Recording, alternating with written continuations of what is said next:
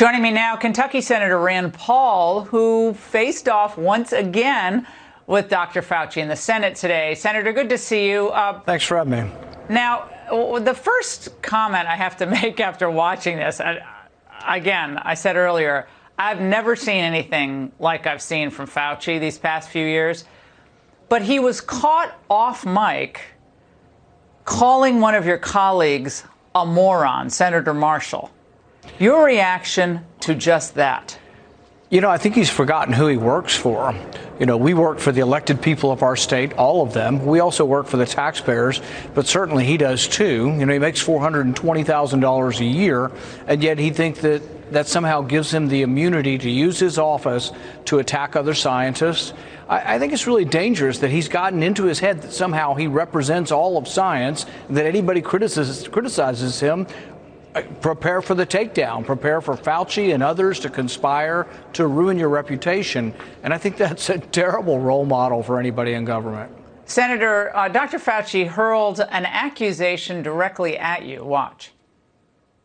I ask myself, why would Senator want to do this? So go to Rand Paul website and you see fire Dr. Fauci with a little box that says contribute here. You can do $5, $10, $20, $100. So you are making a catastrophic epidemic for your political gain. Senator, your reaction to that? You know, he's had a documentary made about him, a book deal, been on magazine covers and cool Ray-Ban shades. Didn't he win an Emmy also?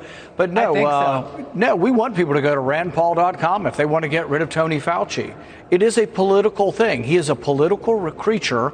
We think he should be put up on charges, but he's not going to until there's an intervening election. So elections do make a difference. I think he is a menace. I think he has lied to the American public.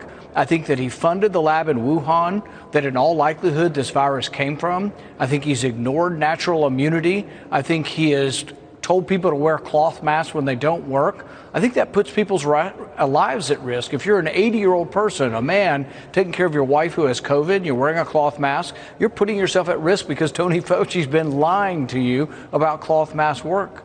And then he goes after other scientists. So I think he's abusing his office. So, yes, we go after him personally because he attacked others personally with his office. What is stunning here, Senator, is that apparently Dr. Fauci believes he is beyond reproach, that he cannot be questioned. If you do question him, you might as well be one of the rioters on January 6th, or worse, a moron, like you referred to Senator Marshall. Well, you know, what about that fact? Just that, no accountability, Fauci.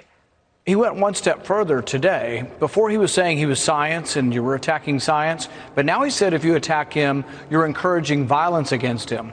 Well, he said it to the wrong person. Look, I was at the ball field when Steve Scalise was almost shot. I had a staff member 10 feet from me who was shot. I know what it's like to be shot at. I've had anthrax powder, what looked like anthrax powder delivered to my house. My wife and I have been assaulted and mobbed in the streets of D.C. I had a hater of President Trump break 6 of my ribs. I've had part of my lung removed. I know what political violence is about. I don't wish any violence on Fauci. I do wish he'd be fired, though, because I think trusting the Chinese is wrong. I think funding that lab in China is wrong. I think ignoring natural immunity is wrong. But I don't wish him any harm.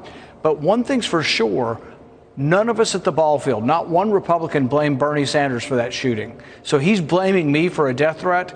But when we were shot at by a Bernie Sanders supporter, not one Republican stood up and said, oh, this is Bernie Sanders' fault. We were not juvenile enough to do that. But he came to the hearing today and accused me of somehow inciting some Looney Tunes person. Does he not realize I have people arrested once every month or two who threatened to attack me? Plus, I have been attacked, and he's going to come and blame his attacks on me. It wasn't fair. It was a cheap shot, but it was a cheap shot by a politician, not a scientist. And Senator, at this point, should there be any federal or state mandate for vaccines or boosters or masks or any of it, given now what we know about Omicron, its transmissibility, and who it can infect?